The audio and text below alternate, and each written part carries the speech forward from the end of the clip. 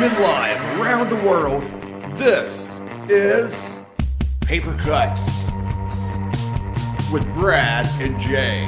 We'll just get this out of the way here. Thanks for joining us on Brad's show. Yeah, thanks for coming to my show. I did not say shenanigans. Okay. Are you drinking already? No, I've just got water. Always looking smooth, aren't you? Yeah, I do it. I try to clean up for the show. Look, one of us has to. Come on. Joining us this evening from the other side of the country at C.W. Blackwell. We are live. It's like as soon as you went live, my dog went crazy in the background. My wife just gave him a bath, and he's like doing zoomies around the house and barking. Nice. The zoomies. Yeah. What's up, everyone? Welcome to a special episode of Three Dudes with Beards. On tonight's episode, we're going to teach you how to change the transmission fluid in your 1989 Buick Skylark. Get your beards. Okay. What's up, everyone? Welcome. Special Saturday edition of Paper Cuts. I'm Jay. That's Bradford over there. Thanks for joining us. Tonight's guest, he's making his way around the book community with his latest book, Hard Mountain Clay. Through Shotgun Honey. And this has got a very powerful blurb right on the front cover from the one and only Megan Lucas. Of course, Brad and I are the co-presidents of the Megan Lucas fan club. So nice. What's it say? Raw, wrenching, and brave. Hard Mountain Clay will change you. Right. There you go. Everyone, welcome. That's a good blurb, right? It is. I mean, that's a good blurb. That's a good blurb. I would use that for every book you ever do and just change out the title. Totally. Each time. I know. It applies to everything. No, I'm serious. Blackwell's joining us this evening, everyone, from the other side of the country.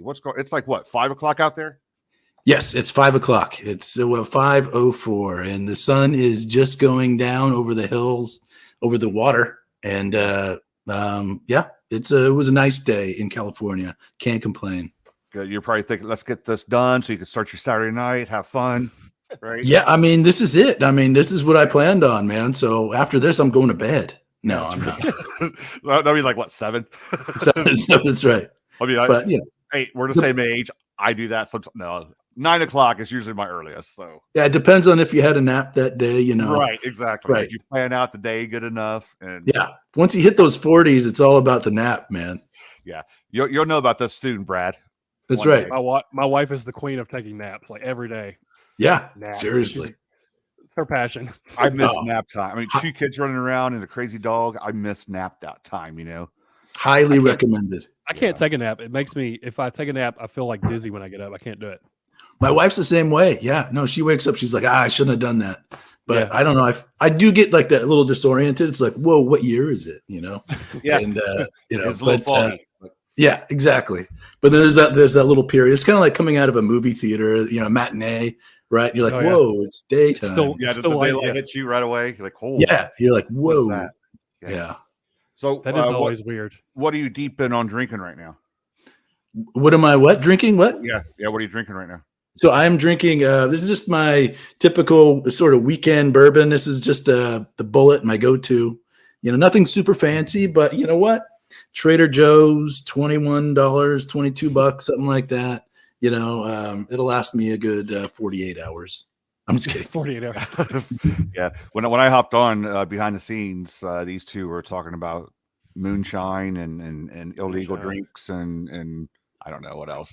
We're not sponsored, but if a bourbon company ever wanted to sponsor the show, I would not be opposed. I think that's a great idea. I mean, how cool would that be? Really? That'd be awesome. I would totally just pimp their brand every single episode. No kidding. I mean, you'll be showing up with the shirts and everything. I like the Wreck and Review shirt though, Brad. That's good. Shirt. Yeah. Yeah. And Legendary Jay's got the Bowie going on. I like it. Nice. And if we could get a sponsor, maybe I'll become a drinker, and these shows would be a lot more interesting. just barely pour a sip in and just check it real quick. I know. Yeah. So welcome to the show. Thanks so much for agreeing to do this. I hope you know what you got yourself into. But what is it? I don't know. I heard maybe we were playing strip poker, so I don't know. That's a little Jay's later. favorite game. Is it really? Okay, good. Because I wore my best underwear. I didn't know. Just in case. That, I'm going to put layers and layers and layers on. You don't want to see this. I'm just commando, so I'm way ahead of you guys. I'm ready. Oh, wow. Okay. So one round and Brad's in the nude there. Okay. Megan, As There's always, Megan. pants optional. So, we're Megan, we halfway were just there. talking about you in a good Yeah, way. Megan's ears were burning, I think. Talking about she was the late and blurb, missed. or She missed everything. we got to start over. Yeah, We'll do we need to over. start Yeah, over? we were pumping Megan's book here. We were talking about your blurb. I don't know if I could show this one off. We'll peek it right there a little bit. I don't know if we're allowed Is to that do the real cover though? You said maybe no, it's not the real that's not cover. the real cover. No, that's No, not it's the not real the real cover. cover. All right. But Megan, So we're we're talking not- about your blurb on the front cover of Hard Mountain Clay, and CW says he's just going to keep that blurb for every book he writes, just replace the title each time. So No, I mean the blurb goes hard. It really Yeah. does. It's awesome. I was like, whoa. Sometimes you see them, they're just like electrifying or something like that. But this is like, Just the one word, yeah. yeah, just the one word, right? Which is keeps cool. I it- mean, it's better than nothing. But this is good. Rob's part of the Megan Lucas fan club, and he's also drinking Bullet tonight as well. All right. Whoa, Rob is drinking Bullet too. What a coincidence! Nice, Rob. There's the bourbon, and then there's the rye, like Bullet, right? I don't, I prefer the bourbon over the rye, but sometimes because I'm colorblind, I'll pick the rye by mistake because I can't see the difference in the labels, like the colors. yeah. And I'll get home, I'm like, it's not really that big a deal, but Is there a big difference in taste? I'm not a drinker, I should tell you, so I don't know if there's a big difference in. There is a little bit at first, but if you drink enough, it all kind of tastes the same after a while. if you drink enough, If you it all drink enough, tastes you the probably same. just don't care. You just If you want drink it. enough, it all Yeah, kind of you're just like, blends just give me together another one. I don't care. Yeah. Totally. Well, this segment sponsored by AA. Thanks so much for Yes. joining in That's right. tonight, everyone. Right. So So I would say Rye has the green label. Thanks, Rob. I just told you I was colorblind, Rob. he's just rubbing it in. He's just rubbing it in. So I wanted to say I first discovered your writing in this anthology, Appalachian Horror, put Yes. out by Aphotic Realm, and your story is called, let me find it here, The Bend. And if I remember correctly, your story was my favorite story in this collection. I really enjoyed it. Thank you. do Yeah, have it's that anthology is it was maybe like one of the most successful anthologies I've ever been in, because you can see like on your author page, like on Amazon, like, what's selling. It's not that great, but you can see like what's selling and what's not, and what the rankings are. And that anthology is just like always at the top, it's people seem to really connect with it, or it's got a great cover. The titles is kind of awesome. Thanks for that, Brad. That story was, I remember writing it. I had a lot of fun with it. It's kind of it's a kind of a zombie story, right? But it's deeper than that, right? Because there's this whole other element to it where, you have this like shepherd of the dead who's moving these flocks of dead people through the Appalachian foothills, and some of them end up getting caught on this guy's farm. And anyway, yeah, check out that anthology. It's pretty good. Yeah, it's really cool. Did that story come before your novellas, or is that what kicked off your writing journey? A short No, story? I mean, I used to write. I mean, I still do. But I used to only write short stories, right? And so, I think, I got really serious around 2016, just submitting short stories and nothing but short stories. And it wasn't for a good, 3 or 4 years that I started writing longer, stories, novellas, novelettes. And then just recently, last month, I finished my first novel. Ooh. Nice. Ooh. But definitely lots of short stories. If you look, on my Amazon page or whatever, there's just a lot of anthologies where, I was doing horror and weird Westerns and Bo, long live the short story. Bo's a great short story writer too. And crime, a little bit of mystery. But now, lately I've just been focusing on some of the longer things. Yeah. So how did you get hooked up with Shotgun Honey for this new one? So, I've had, a couple of, flash fiction stories published by Shotgun Honey in the past. Okay. So they kind of, Ron kind of knew who I was, and I know who he was, but, they went to like open sub, and it was one of those things where we would, you know, I don't know if you're familiar with Pit Mad. Yeah. Yeah. Okay. So, you know, you kind of like post a little teaser about what your book would be about or is about on Twitter, and do a couple little hashtags. And Ron responded to the Hard Mountain Clay synopsis and invited me to submit. And so that's kind of how that story got started, or that book got started. That's cool, because I remember Jay used to talk trash about Pit Mad. He's like, "That's so stupid." He's like, "I wonder if it ever works," but obviously it does work because you got. I always thought it was stupid yeah. because it was annoying me. My feed was full of it, Pit Mad. and I couldn't respond because I didn't know what the rules were. You know, I was like, "Am I supposed?" He's like, "Yeah, can I like it? Can I retweet it? What can I do?" Yeah, no, the rules are a I little. would screw it up for somebody, and they would sue I me know. or something. You know, like you weren't supposed to like this, and you just cost me a deal. I'm like, I don't know what's going on with this. Yeah, right. And don't like it, you just repost it or comment. I guess I don't know. But I still don't know. I don't know. Yeah, I take that day off Twitter whenever it happens. I just take that day off. Yeah, I'm gone. Yeah, but that's how Hard Mountain Clay kind of started. It was originally a novelette, so it was very short. It was much shorter than it is now. Oh, okay. Yeah, and so it feels. I mean, it's a short book anyway, right? And so Ron, you know, he liked it, and he was going to publish it as a novelette, but he's like, yeah, you know, I've never really done this before. You know, we're going to have to do some formatting, you know, differently, and then what happened was at the same time, I know Megan's in the chat too. I read the same time that was going on. I read Songbirds and Stray Dogs. Yeah, We've heard of that one before. What's that? We've heard of that book before. Yeah, you've heard of it. Yeah. And also Megan also turned me on to, I think she made a post pumping this book too, which is Bastard Out of Carolina. Yes. I've been wanting to read that one. Yes, it's a tough book to read, but it's a very amazing book. The writing in this is just absolutely spectacular.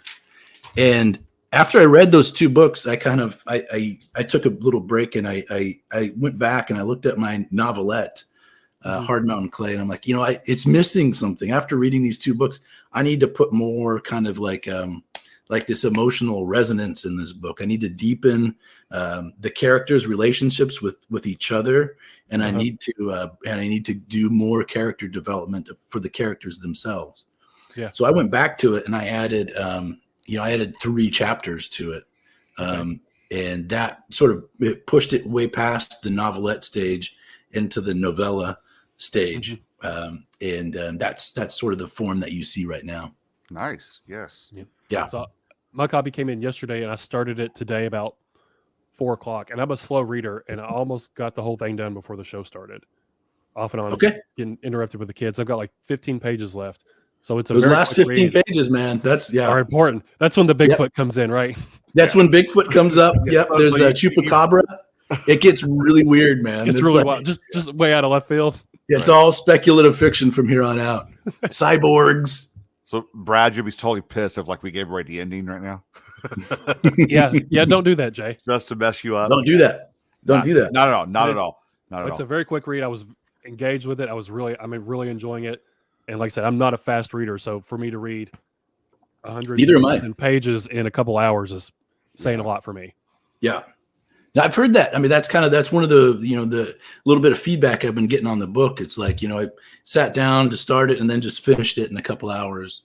It's a compliment, I mean, because that's really the key, right? If you're a writer, you really want to engage and get the reader to not want to put it down, And if to the extent that you can do that successfully and not pull the reader out and kind of like lose their interest or whatever it is, to the point that you can do that, that's the more successful I think you'll be as a writer. So what did you do? Send a copy along with a bottle of whiskey to Megan and try to talk her into a blurb, or how did that? No, I think I DM'd her on Twitter, and. But it also had a story with Wreck and Review. I like your shirt, Brad. You're repping Wreck in there. So I I had worked with her a little bit in the past, and she knew who I was. I knew who she was, and she was very gracious to supply that awesome blurb. Yeah. And it's great to hear, see her on Twitter, talking about it too. And I'm glad that she's a part of the book, in a way. Yeah. It's also got a blurb from our guest from last week. Ashley Irwin blurbed it as well. Yes. Got a good blurb in there. Yeah, absolutely. And it was Ashley's fantastic. I feel, kind of weird following Ashley, because that performance she gave, reading her book was pretty amazing. I got to tell you. When she turned on the Irish accent, it was like, oh, whoa. Yeah. I did not expect the Irish accent. It was good. It's like, I know. I'm like, whoa, that was pretty good. I'm not even going to attempt because I'll embarrass everybody here plus myself. So I won't even try. No, I know. Right. So I know just that was cool. And hopefully she'll be doing the audiobook on her own, right? If an audiobook happens, it better be her that's reading it. Yeah, I'll be mad if somebody else does it. Like I'll just be like mad, We have a little snippet of it on Twitter, but you can only do like 2 minutes of it, and it was about 5 or 6 minutes straight with this accent that just blew me away. So. And she just goes in and out of it, like, exactly. Yeah. Kentucky to straight, like Irish. And it was just back and forth. It was pretty amazing. So she laid the challenge down for you tonight. So when you do your reading tonight, that's the bar. Yeah. Right. Yeah. Sorry. No, I know. Right. I'll try. Yeah. There's no Irish characters, but we can just, add one. I don't know. Ben can be Irish. We don't know. He might be. He could be. Yeah, he could be. He's the only one. he's the only one just randomly that has an Irish accent. He hasn't made a connection yet that he may not be part of that royal family. So okay, yep, right. Don't spoil it, Jay. Don't spoil it. Yeah, I'll work that out in the sequel. But so you're near Santa Cruz. We're talking offline. You sort of live near Santa Cruz, and they keep talking about they're down the hill or up the mountain from Santa Cruz. So is anybody in this book maybe loosely based on people in real life or situations you've seen before around the Santa Cruz area, anything like that, or is it just all completely fictional? No, it's completely fictional in terms of the characters, right? Yeah. The crimes are real. Like these are things that happen in my community. And in my day job, I work as a crime analyst too. So, I see a lot of cases and different things that happen. And over time you kind of see, a pattern emerge and, there's the typical crimes that occur in your county. Wait. In the daytime you work as a crime analyst. That's a whole nother show right there. Yeah. Yeah. So that's the 9 to 5 for me. Wow. And so, so I end up getting, a lot of different like ideas from work, right? Because it's just these unending ideas, but also forces me to be more like embrace realism a lot. I think one thing, if you read the book, you'll realize it's not kind of, there's no, it's definitely not no supernatural elements, even though I love writing horror too. But a lot of times there's crime and there's mystery, and mystery can almost have like a speculative element to it, right? Right. But I prefer to write, just like with the absolute realism, the most realistic scenarios that I can, because they're coming out of my day to day, right? They're coming out of my job, and a lot of times I'll go through and I'll be reading these cases and seeing the way that these crimes unfold, and I'm mostly statistical, so my job is mostly statistical, and it's hard for me on the day to day to kind of like reduce these people and their stories and in their situations to just crime statistics. So a lot of times for me, crime writing is a way to kind of like to bring the people back into the statistics, right? To tell the story of what they're going through in a fictional way. Of course, I never write about anything verbatim, right? But I think to answer your question, the book it's fictional in terms of the characters, but the crimes that are committed and the place and the setting is very real. And I grew up in the Santa Cruz Mountains, in the mountains. In a lot of ways, I for a couple of years, I lived deep in the woods. For many more years, I lived in this little neighborhood that sort of just backed up against the forest. And so I just spend, all day, on the summer times, I just go out into the woods and by myself or with the dog and as a little kid and just kind of like run through the redwood forests. And it makes an impression on you and it sticks with you. When you're that young, you have all these, your senses are so heightened and everything really does, it imprints on you.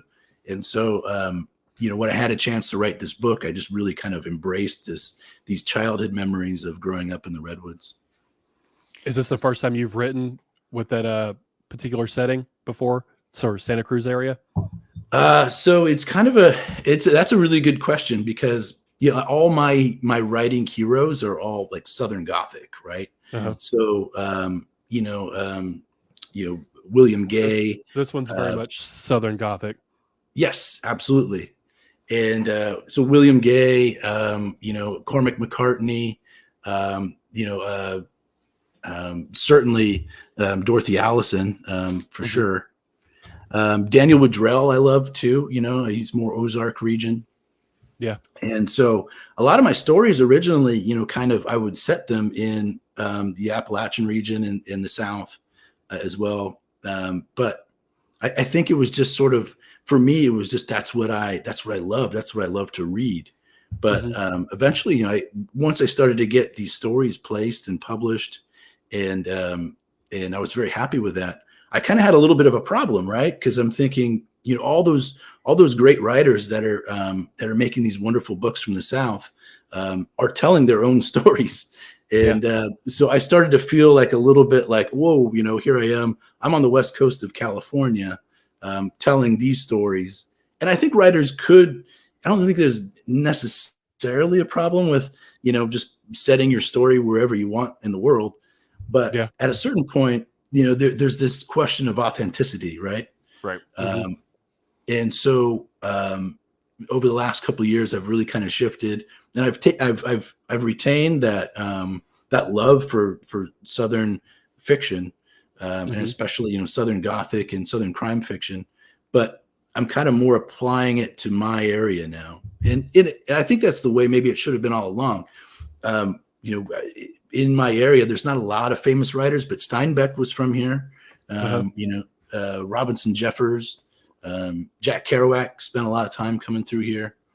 So there is precedent for it. And I think that's kind of the direction I'm trying to go now is, be true to my Southern Gothic roots in terms of, what I love to read and write, but mostly focus the setting on my own backyard.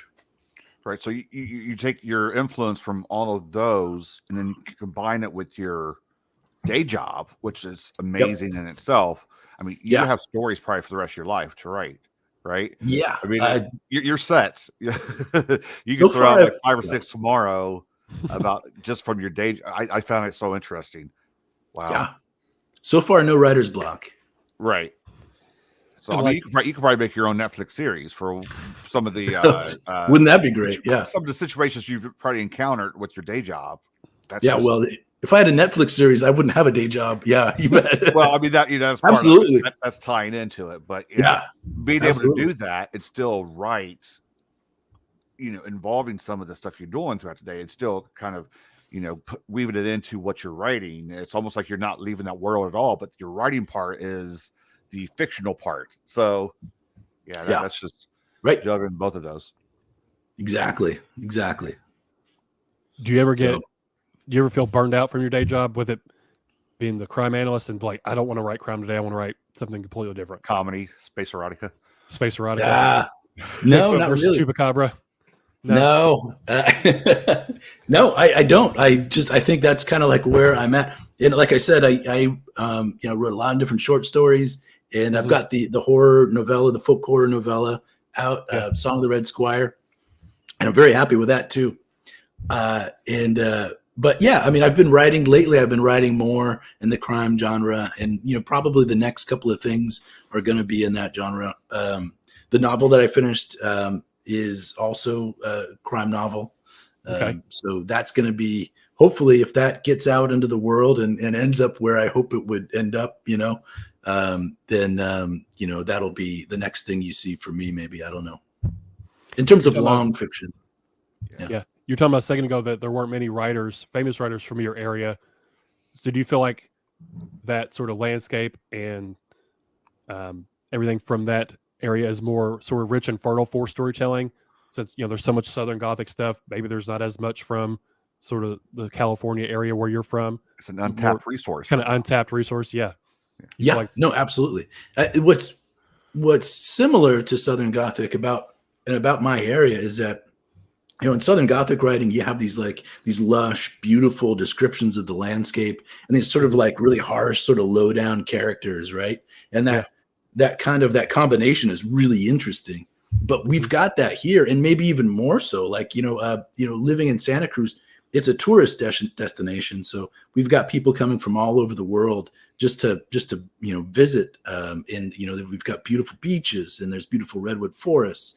But at the same time, we're struggling with this really intense opioid epidemic and methamphetamine epidemic, and property crime is pretty high, and we've got tent cities all over the place. And so it's you have this contrast, right? This juxtaposition of this really breathtakingly beautiful landscape and a lot of crime happening right on top of it, and it makes for this really interesting kind of contrast, similar to what a lot of times what you might read in Southern Gothic.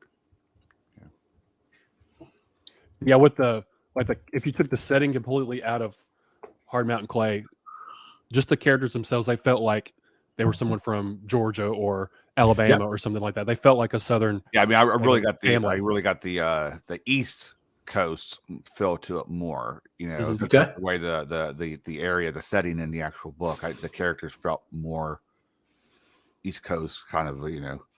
That area. But then they have the redwoods and stuff, puts it back in California, and that is such. I've never been to California. I would love to go see the redwoods and stuff, because I'm sure that's just breathtaking and awe-inspiring, just how giant these trees and the landscape and everything is. It's amazing. And like I said, growing up in it, it really imprints on you as your child is kind of like marked by these amazing landscapes. And, the redwoods, if you've never seen them, and you know how big they are, some of our redwoods they're bigger than the Statue of Liberty, right? Bigger than Big Ben. That's crazy. They're just humongous. All right. We'll see you, Bo. I've seen that one. I'm sure it has a name, but it's the one that the road goes through, and they have like the tunnel where the cars drive through the one particular tree. It's just that's wild how big those trees are.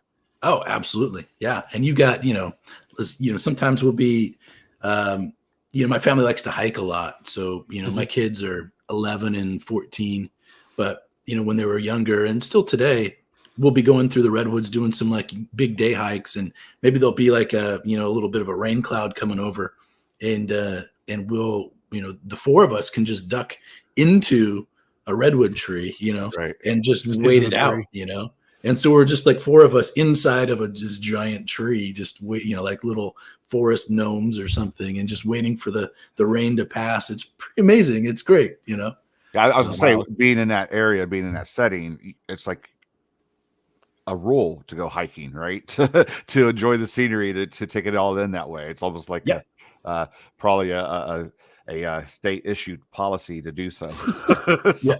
Yes, right. Yes. So luckily we've got lots of state parks and all that, and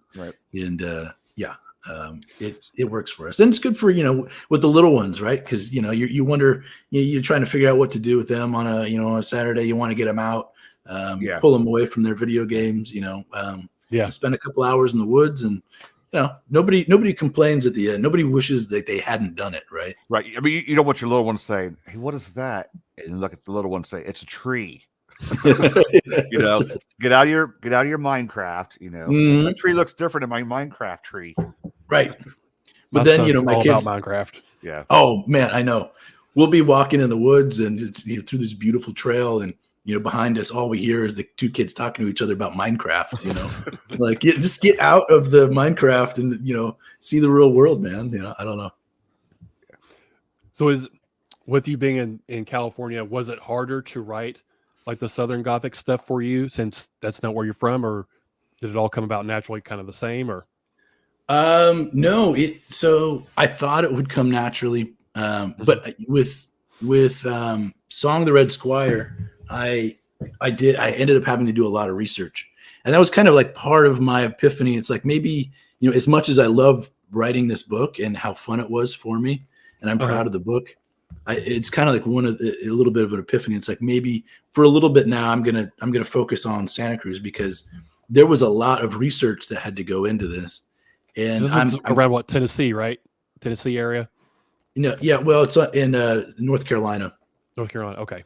So sort of Western North Carolina, near the Tennessee border. Yep. But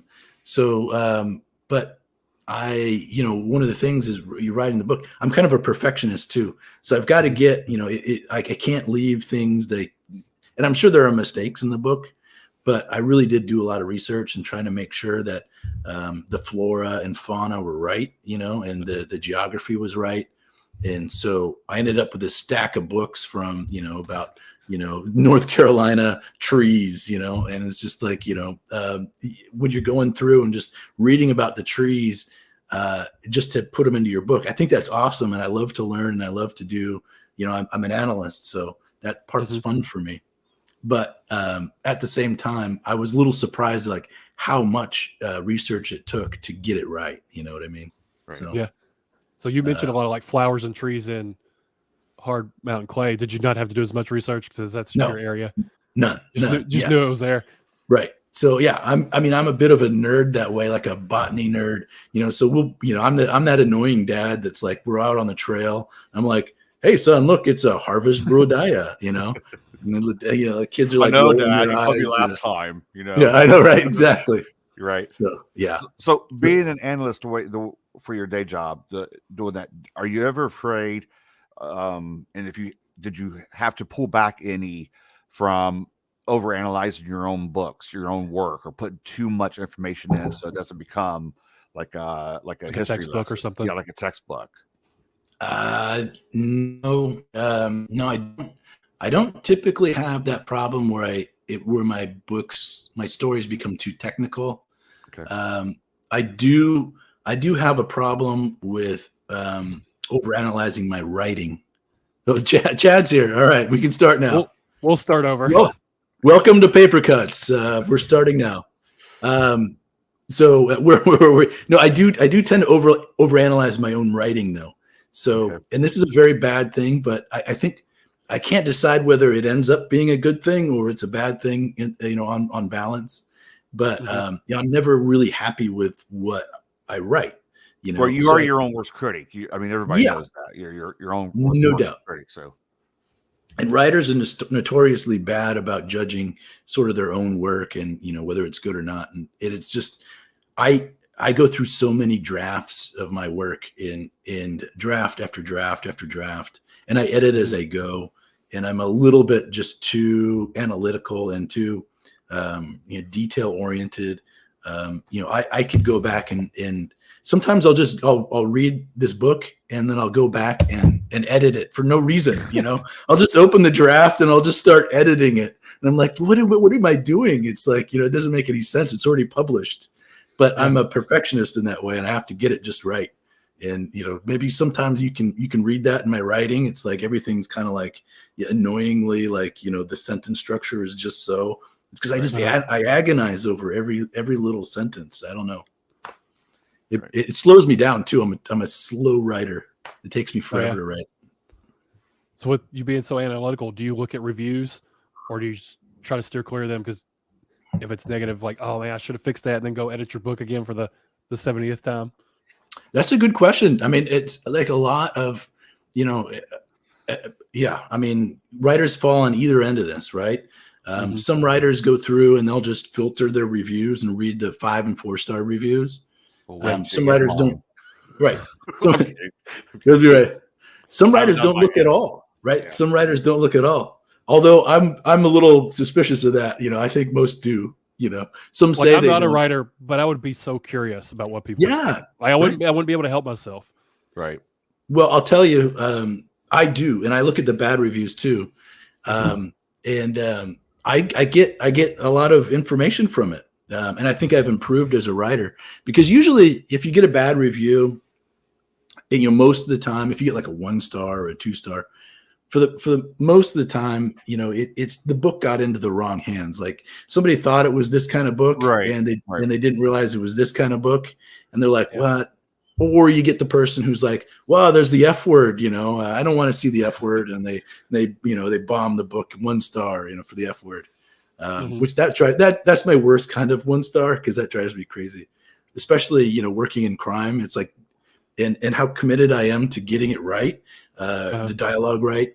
Criminals, they swear everything, every word that they say, is that, and also the cops do too. So the cops and the criminals kind of, there's this back and forth on like dialogue, and they kind of like they develop this like mutual vernacular. And so if you're in a police station and nobody's around, it's just F word everywhere, And so, if you want to write, accurate crime fiction, it's just going to be there. Mm-hmm. But to answer your question, I did get, I think, one of the biggest, most helpful negative reviews I got was with my short stories.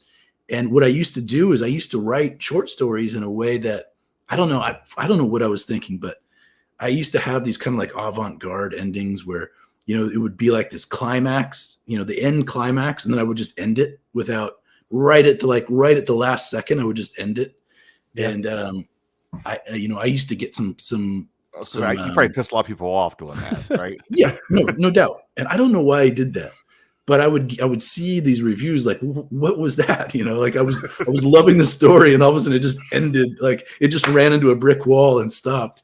And so now when I write stories, you'll notice maybe I've gone too far, but I'll always add an epilogue.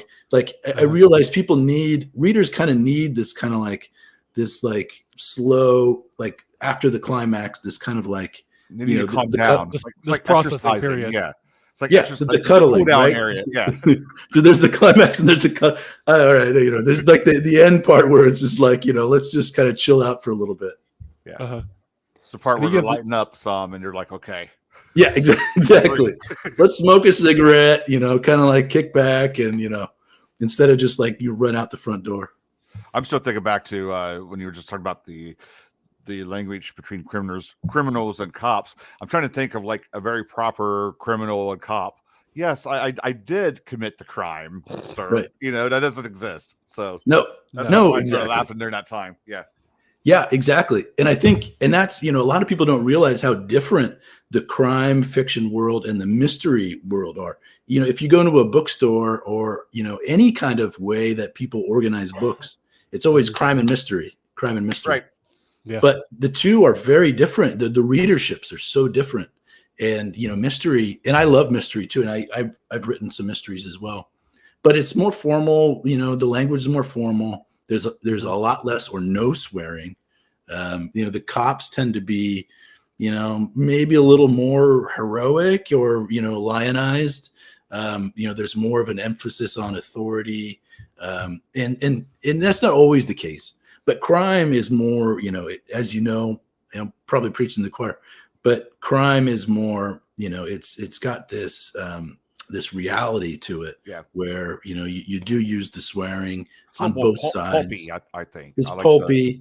You try to get that right dialogue where, the cops aren't always on a level. And that's also true in mystery community. There's crooked cops too. Mm-hmm. But yeah, with crime, you're more likely to hear cops kind of like, with the kind of harsher dialogue. Right. More morally gray. You can just use Megan's blurb for a crime. It's raw, wrenching, and brave. There is. There you go. Yeah. Absolutely.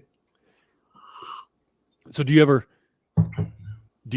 not like your writing being lumped in with mystery? I know you said you wrote some mysteries, but like if this was labeled as mystery on someone's bookshelf, would you like, no, it needs to move to the crime section?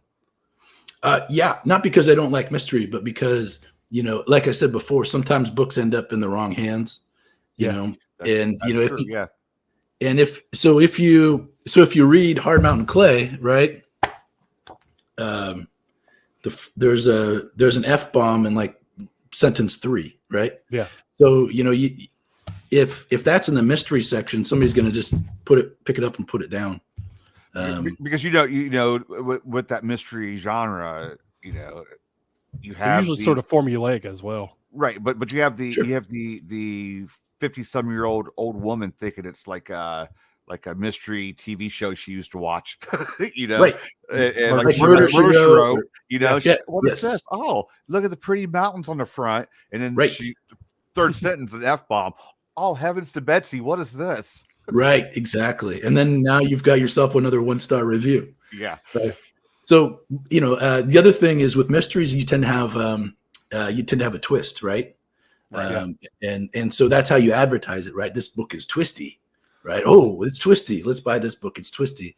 And with crime fiction, it's usually not. It's kind of a straight line, right in your face. Yeah, right in your face. Yes, and not that there can't be twists. Sometimes there are, but it's more, you don't expect a twist. If it happens, it happens. But with mystery, it's kind of like you have this misdirection, and then you're playing with the reader, and it's kind of this back and forth dance.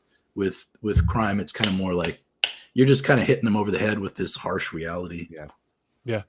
And I will say though that negative reviews, 1-star reviews, they can sell books too, because Gabino Iglesias, he's been posting some of his I was just going to say that, about how violent it is or how graphic it was. Like, yep, sign me up, bring that to me.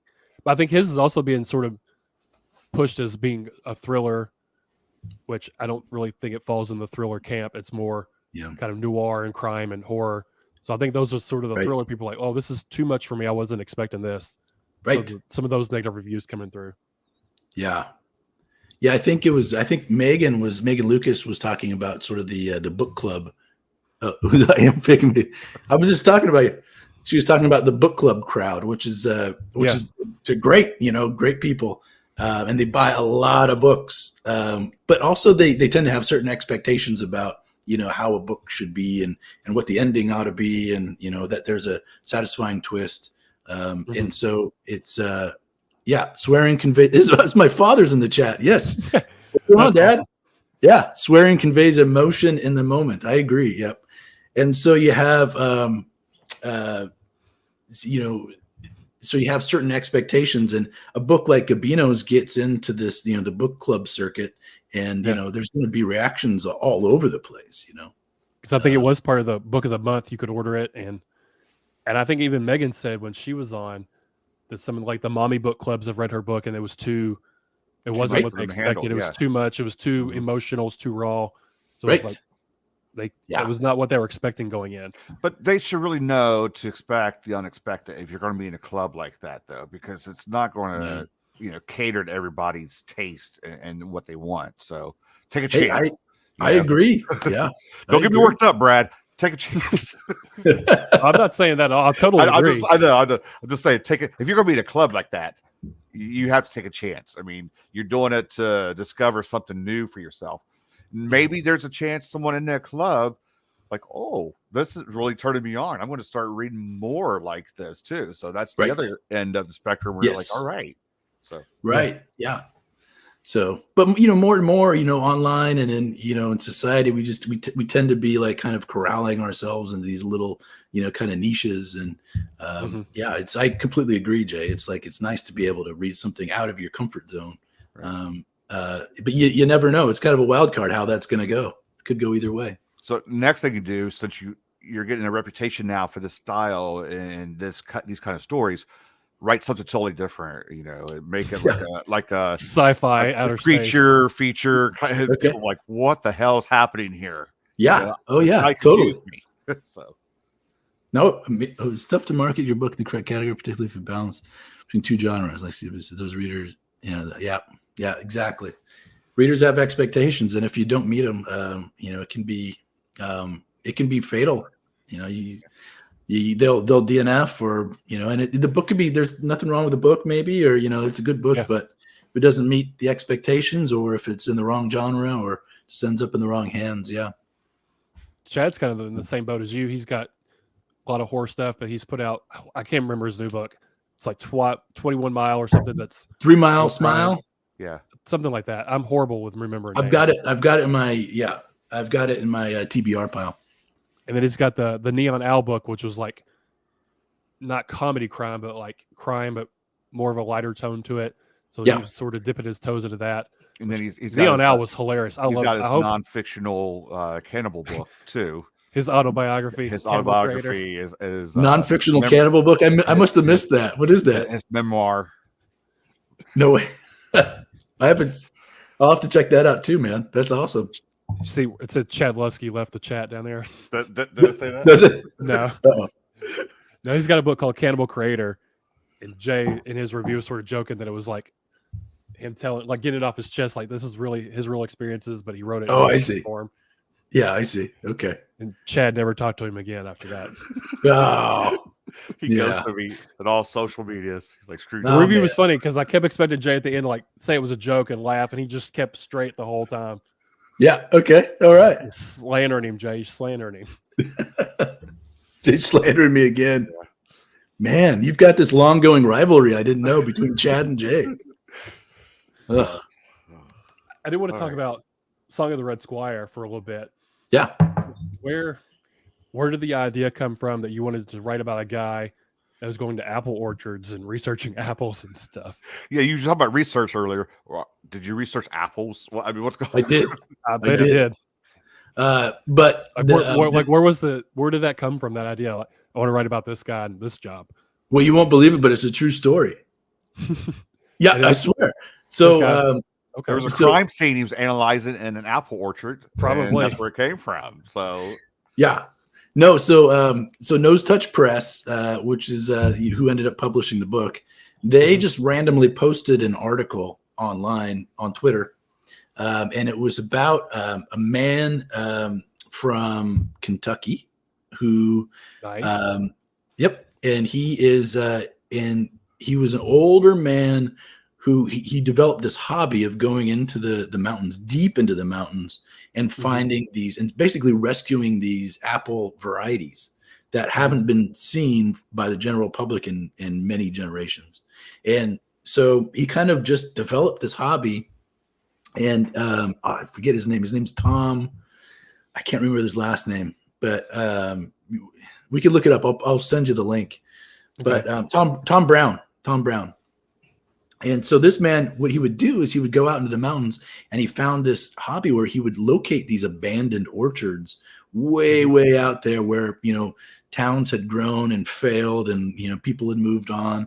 And, he'd interview the locals at the next town over, and they'd say, oh, yeah. There was that one orchard way out there. They had that black apple that, nobody's seen anymore.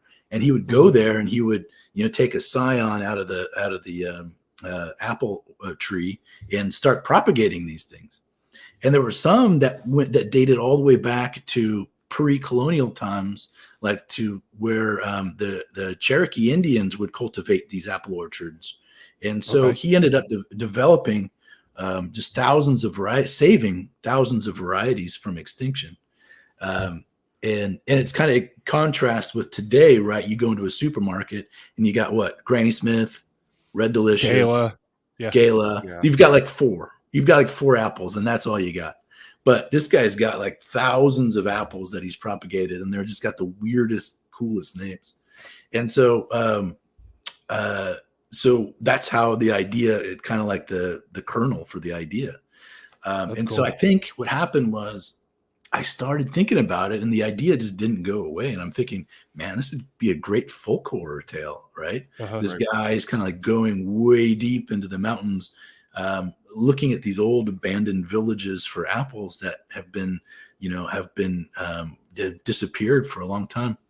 And maybe something happens there, right? Maybe he encounters something that is long forgotten and, and is brought back in a way. And so I think what happened was I DM'd the editor at Nosetouch, and I said, hey, I saw you posted this article, and I just want you to let you know it kind of sparked something. So I'm working on something. I'm going to write it and send it your way. If you like it, great. If not, no hard feelings. And eventually, I spent about 6 months, maybe 5 months writing it, sent it in, and they loved it. So, yeah. They loved it That's right cool. away. I mean, they didn't question the setting or the subject or anything. Apples, they didn't.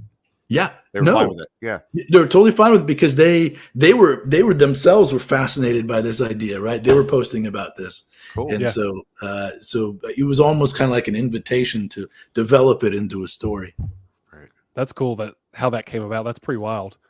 Yeah, That the publisher posted an article. You wrote the book, and they're the ones who actually ended up publishing it. Yeah, pretty cool. Yeah.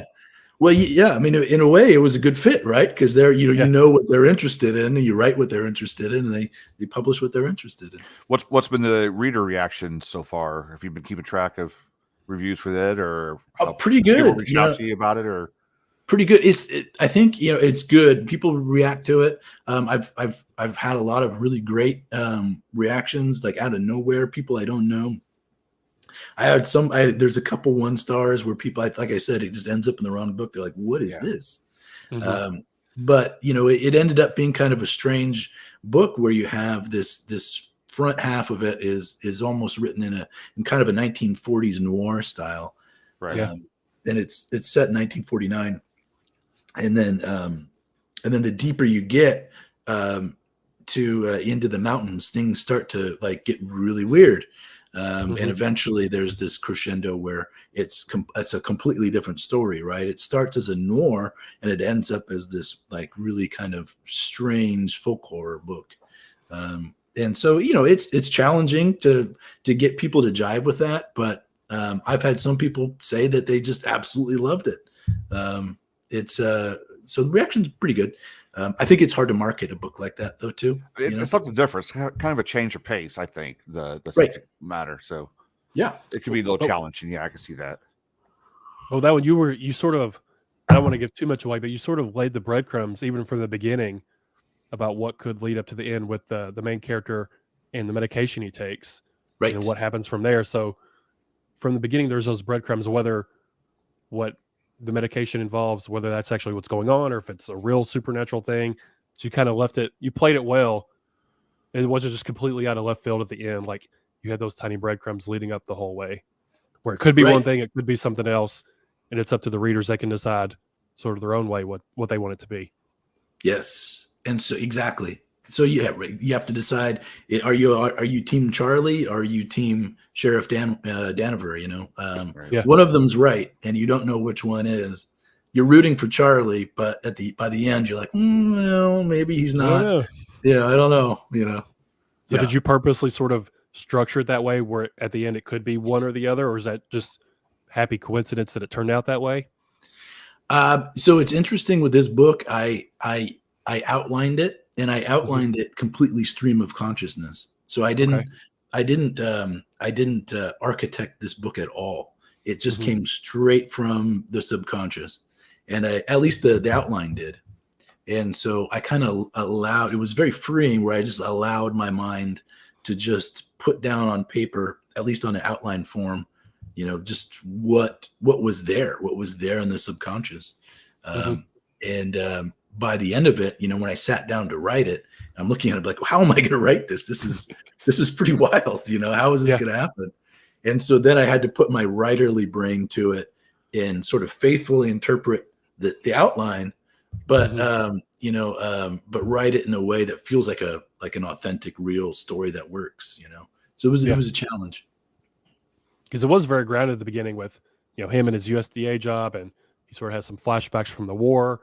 And then it sort of gets to the more weird folk horror ritual, maybe kind of stuff going on towards the end. Got a little psychedelic. Yes, psychedelic a little bit. Yeah. Right. He loses his medication at some point during the story, and I think that's a pivotal moment in the story where you kind of like everything's up in the air at that point. Yeah. But like I said, I love how you set that up at the very beginning. It wasn't just something that you swept out from under the rug at the end. Like you laid that foundation from the beginning with this medication. So at the end, it didn't feel like it was cheap or anything like that. It felt, okay, this pays off at the end. Right. Sure. Yeah. Thank you. Yeah. Whichever way you want to decide, if it's with Charlie, with the sheriff, either way, it still pays off. Yeah. Or something in between, maybe, right? So maybe there's a little bit there's truth in both experiences. And I think that's kind of for me, that's the fun part of the book, is that to find out, maybe there's truth on both ends, and you have to figure out what's true and what's not, or maybe there's a mixture.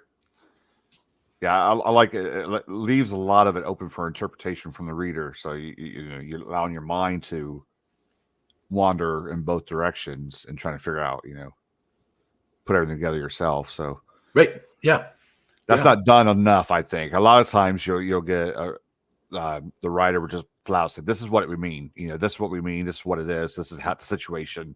Yeah, I kind of like the open for interpretation at times. As long as it's not overdone. Right. As long as it's not all the time. So, but it's also not where you're talking about earlier short stories where you go to the brick wall and just stop. It's not like that. Right. So you played that balance really well. Yeah, and you'll see that with that. There's an epilogue in that book, and that's definitely an echo of me, learning a hard lesson from reviewers. So most of I've my seen books, a lot of. Go ahead. Sorry. Oh, most of my books now have epilogues, and I think that's part of the reason. I've seen reviewers, or not even reviewers, just people in general say they don't read the epilogue or they won't read prologue, and that just blows my mind. They're like, that's the actual part of the real story. It's between the covers. It's part of what are you doing? Why don't you read that? That's just right. Yeah. That's so bizarre to me that reviewers out there they purposely wouldn't read a prologue or an epilogue. I don't know. That just bothers me. Yeah, I don't know. I don't know why. I mean, I think if the writer's including it, it's for a reason, right? They want you to. Yeah. It's definitely important to the story in some way. But I know there are reviewers out there that don't even read the actual full story. They're like they're probably halfway. I'm like, okay, I can make up something now and just go with it. You never know. You don't know because they could be making something up themselves. Who knows? Yeah.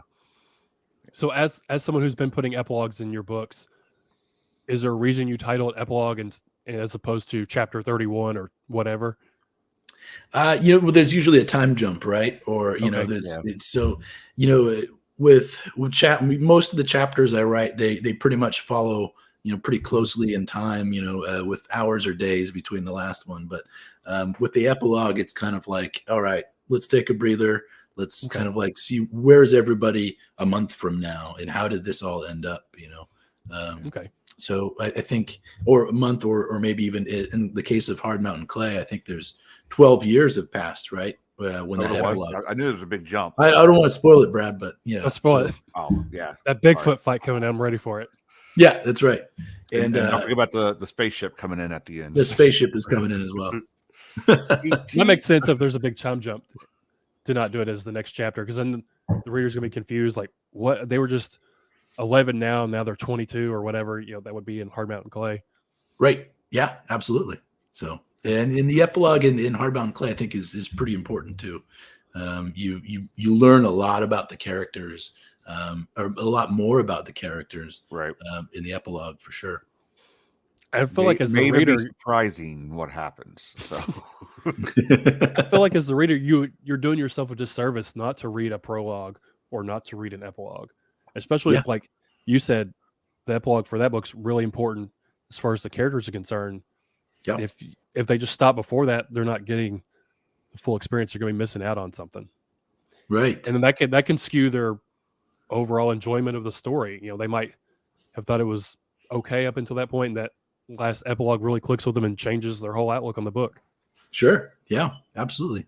But at the same time, I've also gotten some, comment, some helpful feedback saying, well, the epilogue, maybe, it should have been longer. It should have explained their future situation a little bit better, a little bit more. And maybe that's true. But I think for sure and that's where, the title comes from is, the original title for this book was terrible. And I don't think I could have sold it under the titles that it had in the past, but, and it's one of the hardest things when you're writing a book, right, is to figure out what to call it. Right. But as I wrote the epilogue, there's a line in there that mentions Hard Mountain Clay, and I'm like, oh, that's it. So sometimes, if there's any advice, just don't sweat the title. Keep writing all the way through. If there's an epilogue, right through, and then maybe that title will pop out at you, because that's where Hard Mountain Clay came from. The title is from a line in the epilogue. So people think epilogue should be longer at times. Yeah, I mean, I think especially with this one, there's a big jump. There's a big time jump. Right. But I mean, I would think like the epilogue, you don't need to retell the whole story and give all the answers. I guess I agree. I guess I lean towards the epilogue being shorter. Like I thought it was a good length for this one. Okay. I seen it longer. I mean, then it's going to be over explaining everything. Yeah. And again, it's fiction, and some of it should be open for interpretation. That's just my view of it. Why do an epilogue and make it several pages when now you're re-explaining everything you just read? So I don't know. I lean towards the shorter epilogue just to tie up a few loose ends and you're good to go. So yeah, I agree. And that's just, again, striking that balance of over-explaining or under-explaining, sort of getting it right in the middle. That's true. That's one of the hardest parts, right, about writing is, sometimes you get that world building or the background, or, you get too far into explaining something that you'll end up losing the reader. But yeah. Yeah, because you'll see readers too that'll say, don't write to me like I'm dumb, like explaining everything. Yes. And opposed to that, you're like, tell me something. You're too vague. Yeah. You got to give me something. So there's a balance to it. I'm sure that's going to be hard as an author to strike that balance. It is. I tend to underwrite that part, right? So I'll overwrite maybe the prose a little bit and maybe the character development, the dialogue. But in terms of descriptions of things like physical appearance, I think that's best to keep it at a minimum, because I think it's important that the reader develops the characters the way that they look and feel in their minds, and they're all going to be a little bit different, and so you honor that. And you let them kind of build their own ideas of who these people are. Just give them enough clues, right? But you don't need to read like an instruction manual. Right? You don't need to do all that. So right. So if it's important for somebody to have a mole somewhere, or different color eyes, maybe you could tell that. But I tend to do a little bit less in that department for the reason of I said it's just hey, letting the reader build their own imagination into the book. I think it helps with them to buy into it. And that's the key, right? You want them, it's a dream, right? That's what Jordan Harper says. You're creating this dream where the reader is dreaming this story. And to the extent that you take them out of it is very bad, right? You want them to keep dreaming and to keep imagining different things about the book on their own without over explaining it or getting really, into the nitty gritty of how they look. Do you have Jordan Harper's new book? I do. I haven't gotten it yet. I thought you were going to ask if he had his phone number. Oh, hey, you have his phone number so we can I don't have it. I have all his older stuff. I don't have his new one. Yeah, no, I'm a big fan. Don't break the dream, right? Exactly. So Rob knows it's when Jordan Harper used to put out this kind of like he doesn't so much anymore, but he used to put out this kind of like monthly newsletter about writing. And what was so cool about it is that a lot of writing advice is like, don't use this word or use this word instead, or or like you said, Brad, it's like don't do prologues or don't do epilogues. It's like all this kind of like scolding, this like weird scolding. But Jordan Harper would always give advice. It was very philosophical, like I was talking about. It's like get that newsletter. Welcome to the Hammer. Yeah, welcome to the Hammer Party. That's what the newsletter is called. But it talks about, he describes writing in this really philosophical way that's really fascinating. And he talks about writing as this dream that you're bringing the reader into. And to the extent that they can stay dreaming, that's your job as the writer, right? Is to keep them dreaming. And if you introduce things that snap them out of it, that's where you're going wrong, and you can snap them out of it by, having a weird long word. Some people like to be very loquacious about their vocabulary, or maybe they're over technical about describing something, or too much background or inauthentic dialogue. But all those things, right, you want to look at so you can keep the reader in the dream as long as possible, and they're going to have a really good experience that way. The inauthentic dialogue throws me off if I see that. Yeah, that takes me out a lot. No kidding. Yeah. No kidding. Me too. I love when the dialogue can tell the story for the writer without having to do so much extra for the prose, when the dialogue can just really tell it and it moves forward so quick. But if you see something that's just like I've seen some big names, I won't say the big names in case you ever have them as a guest. But Oh yeah, I've seen some big names where it's just cringy at times, the dialogue. I'm like, no, nobody talks like that. Stop. Right. Yeah. That's tricky because it can make or break a book or a story. Absolutely can. Yeah. One of the biggest pitfalls I've seen is, when characters are describing things that they should know, that both of them should know, like two brothers that are talking like, as you know, Barry, our mother is a banker. And you're like, Yes. like, yes, okay, you're right. He probably knows that she's a banker. You don't have to bring As you that up. know, John, our mother is a crackhead. So right. It's like, I know. You want to passed out in the gutter down the road. What are you talking about? Yeah, that's what you want to tell, right? You don't want to bring it up in dialogue. So there's all these pitfalls that you got to look out for, right? Yeah. Is dialogue something that comes natural to you, or do you have to work on it to get it to feel authentic? I feel like I said, I'm not a writer, but I feel like that's got to be one of the hardest things to just really nail down is the dialogue and making it feel like this is actually people talking instead of someone's typed this out on the page. Yes. Yeah, it's very important. I think for me, it's not one of the hardest things for me. So I think, for me, it's, dialogue and maybe pacing and the prose are my favorite parts of it. I think they're maybe the strongest, hopefully the strongest parts of the book.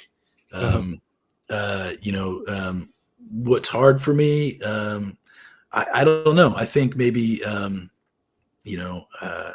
the hardest part about writing for me would probably be just trying to figure out a good length for the chapters, because I could just keep going on and on. Right. And so you kind of have to make sure that the pacing is right, or cramming too much into a chapter. But that's all the editing, right? That the editing kind of takes care of that. I can't move on. I can't write at all until the last 100 words that I've written the previous day are exactly how I want them. So it takes me a long time to write. So you edit as you go along then? Absolutely. Yeah. A lot of people don't do that, right? A lot of people just get it out on the page. You can't edit a blank page. So just write as much as you can, come back to it and edit from there, because at least you have something to edit. And I think that's good. That's true. But for me personally, I can't physically go on without knowing the last 100, 200 words are right. I don't know why. Maybe it's a neurotic tick. I don't know. But that's how I work. I think Ross Jeffrey says he does that. He'll go back and edit what he wrote the day before. I think he said Joe Lansdale does that, and that's where he got it from. If I'm not mistaken. I think you're right. I think you're right. I think I've heard that before. Yeah. But yeah, so I do edit a lot. I do a lot of revisions too. So maybe 12, 13, 14, 15 revisions sometimes. That's crazy. Does it drastically change from that first revision to the end, or is it more just structure, maybe dialogue? Like, does the story pretty much stay the same? Yes, it's mostly nips and tucks.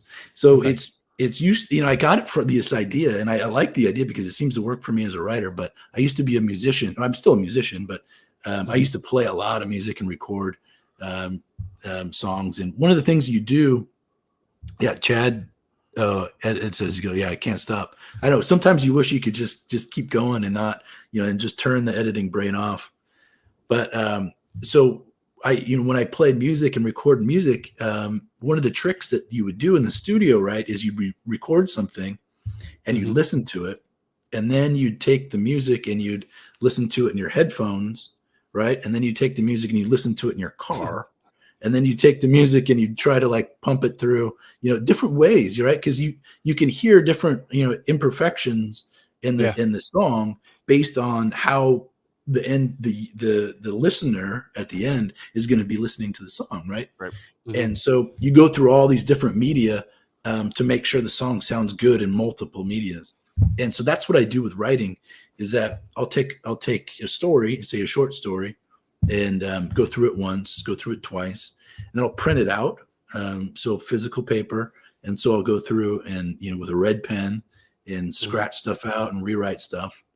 And then I'll do text to speech, right? So I'll pump it through text to speech. So I get that computer voice, reading it back to me. And then I'll do it as a PDF, and I'll read it on my phone. Right. So all these different medias, the story, you catch something in every version, right? Yeah. And so it's the weirdest thing. It's like, you'll think it's everything's fine, and once it comes out on PDF, you see this glaring error. And it's the weirdest thing. I don't know. But now I'm superstitious about it, so I can't turn in anything unless I've gone through all these different iterations of the story in all these different ways. I'm glad you said that too about music. I worked in radio years and years ago, and one of the things I did was the production for promos for events we would have. So I would put it together in the studio, but I would put it on a CD, take it out to my car. Yeah, because that's where 90% of people listen to radio in their car to see how it sounded, make sure I had the mix right, make sure it wasn't too bassy, make sure my voice wasn't muffled or anything, and make sure the sounders were sounding where they needed to be. And I don't know, I'd go back and forth. People would ask, what are you doing? I'm like, I got to listen to it in my car to make sure someone's going to hear what's happening. So that can be a little stressful. Speaking of music, you guys want to take a little break and have a little trivia, game, break Jay? it up? Yeah. Let's do it. Classic rock trivia and just Let's make Brad very uncomfortable. I'll just go in the other room and take a bathroom break. And go ahead. Do what you got to do. All right. Okay.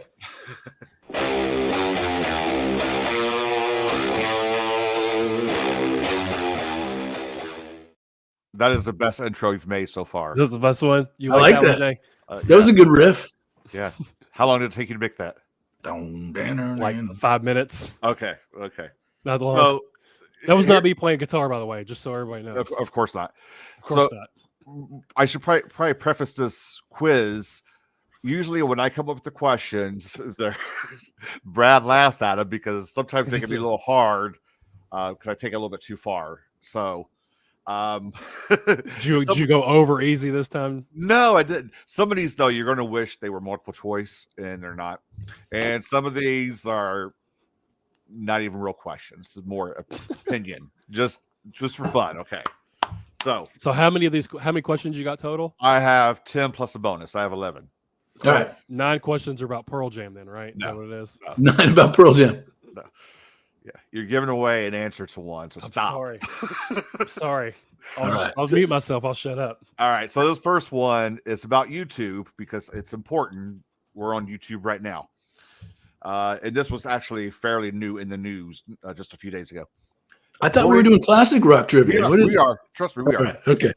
According to YouTube, this video is the only rock video from the 90s with over 2 billion views. Name the band in the video. I'll give you it's early 90s. Yeah, I'm going to say Smells Like Teen Spirit. No. It's Guns N' Roses, November Rain. It's got over 2 billion views. The only video for the night. Yeah, that was classic. One of the best guitar solos ever. Where Slash is like, and he's like at the church in the desert. Yeah, coming out of church. And he's playing that. With the hair. Oh, yeah. Oh, that was great. Yeah. Yes. Okay. That well earned too. Okay. You'll get this one. Number 2. In 1973. Okay. Slade had a song called Come On Feel the Noise. It was later covered in 1983 and made popular by this band. That's going to be Come On Feel the Noise. I'm going to have to go to the chat. Is my father still in there? Come On Feel the Noise. Is he in there? My father is the classic rock. It's on the tip of my tongue. I know it's one you hear on the radio all the time. You're like, oh, cool. I want to say it's Kiss, but no. I can sorry tell you, I would get all of these wrong. We know. Okay. Now 80s, 70, early 70s, 73. Chad and Rob are both. Yep. Quite right. Yep. All right, Chad. Thank you, Chad. All right, good. All right. So you'll get. I think I've used my chat card. Now it's all me. Yeah. Okay. You got this one. You got this one. One of those lifelines is gone. Yeah. One of my lifelines is good. Which band did David Coverdale form after leaving Deep Purple? Is it Whitesnake? Yeah, you got it. Whitesnake. All right. Okay, good. Bring it up. Whitesnake. Okay. All right. Nice. This is one of those weird questions here. Who do you think is the most overrated band ever? Pearl Jam. Excuse me. Brad, I'm going to overrated. down. Yeah, most overrated band ever. I'm going to really piss people off. Yeah, this is one of the opinion one. I'm going to piss people off with this. Oh man, there's no right answer. You know, in retrospect, Dave Matthews maybe wasn't as great as I thought they were. I was thinking more classic. More classic? Yeah, I was thinking more classic. Big rock band. It's his opinion, Jay. I know. I'm just go with it. You can't tell him he's wrong for it's his opinion. No. I'm not.